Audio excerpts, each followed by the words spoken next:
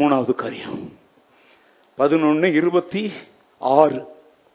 ஆகையால் நீங்கள் இந்த பாத்திரத்தில் பானம் பண்ணும் போதெல்லாம் கர்த்தர் வருமளவும் அவருடைய மரணத்தை தெரிவிக்கிறீர்கள். பாருங்க, இந்த அப்பத்தை புசித்து இந்த பாத்திரத்துல பானம் பண்ணும் போதெல்லாம் நீங்க என்ன பண்றீங்க தெரியுமா? ஒரு மத கடமையை நிறைவேற்றல. பாருங்க, இப்ப இந்த அப்பம் ரசம் என்பது எதை நினைவு கூறுவது? கடந்த நாட்கள்ல சிலுவையில இயேசு நமக்காக என்ன செய்தாரோ அதை நினைவு கூறுகிறோம். ஆனா இங்கதான் கவனிங்க, இதுல இன்னொரு சத்தியத்தை ஆண்டவர் வைத்திருக்கிறார். இதை எது வரைக்கும் நினைவு கூற போறோம்? கர்த்தர் வருமளவும். அப்போ இந்த இதுல மறைந்திருக்கிற ஒரு சத்தியம் என்ன தெரியுமா? கர்த்தருடைய பந்தி என்பது இன்னைக்கு நீ தின்னுட்டு ஓடுற இதோட முடியல. இது எது வரைக்கும் நீளும்? கிறிஸ்துவின் வருகை வரைக்கும் நீளும். இந்த உலகத்திற்கு ஒரு செய்தியை சொல்றோம். எனக்காக மரித்தார், எனக்காக உயிர்த்தார், எனக்காய் மீண்டும் வருவார். ஹல்லேலூயா. நம்பிக்கையற்ற உலகத்திற்கு ஒரு உயிருள்ள நம்பிக்கையின் செய்தியை நாம சொல்றோம்.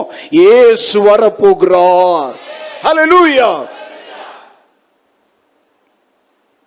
கர்த்தருடைய வருகையை நினைவு கூர்ந்து இந்த பந்தியிலே பங்கெடுங்கள்.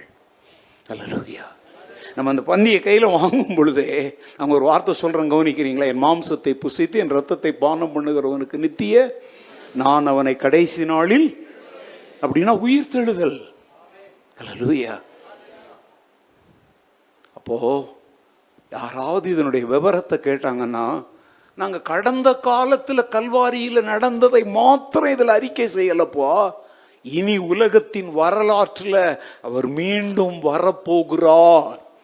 இந்த உலகத்தின் வரலாற்றை மீண்டும் அவர் மாற்றி எழுத போகிற ஒரு நாள் வரப்போகுது. இஸ்லாமியர்கள் கூட இதை நம்புறாங்க. இயேசு மீண்டும் என்ன செய்கிறார்?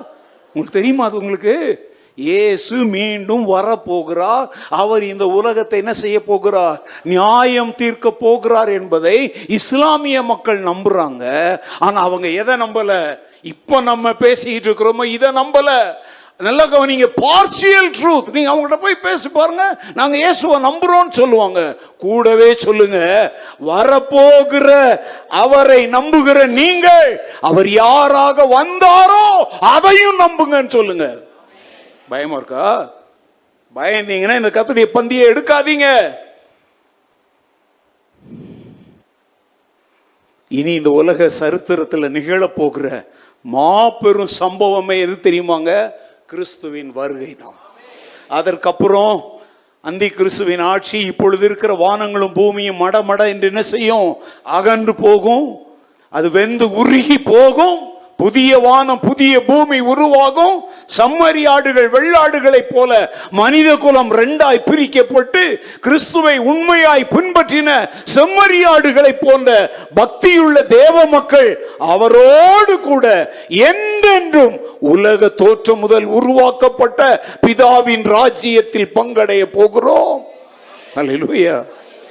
இந்த நம்பிக்கைய இப்ப நம்ம கர்த்தருடைய பந்தி எடுக்கிறோமே, அப்போ நினைச்சுக்கோங்க, அப்போ செத்து போன செல்கள்லாம் உயிர் அடையும். ஹல்லேலூயா.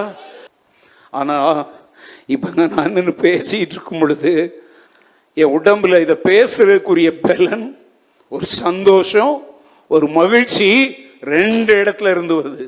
ஒன்று, நான் இப்படி திரும்பி பார்க்கிறேன், எனக்காக பிற்கப்பட்ட, எனக்காக ரத்தம் சிந்தின அந்த ஆட்டுக்குட்டியானவரை நான் நினைக்கிறேனே, அது எனக்குள்ள ஒரு புதிய ரத்தத்தை பாய்ச்சுது. இப்படி திரும்பி பார்க்கிறேன், இந்த பாவமும் வேதனையும் வருத்தமும் நிறைந்த உலகத்தில் இருந்து எனக்காக அவர் உண்டாக்கின பிதாவின் வீட்டில, அந்த ஸ்தலத்துல அவரோடு நான் இருக்கும்படி என்னை மீண்டும் தன்னோடு சேர்த்து கொள்ள அவர் வரப்போகிறார். அது எனக்குள்ள புதிய ரத்தத்தை பாய்ச்சுது. ஹல்லேலூயா. சாவுக்கு ஏதுவான இந்த சரீரத்துல ஒரு புது பலன் உண்டாகுது. ஆமென். இப்படி தாங்க இயேசு வரும் வரைக்கும் நம்ம வாழணும். கரையில்லாமலே குற்றமில்லாமலே கர்த்தருக்காய் வாழ்ந்து முன்னேறுவோம். கரையில்லாமலே குற்றமில்லாமலே கர்த்தருக்காய் வாழ்ந்து முன்னேறுவோம்.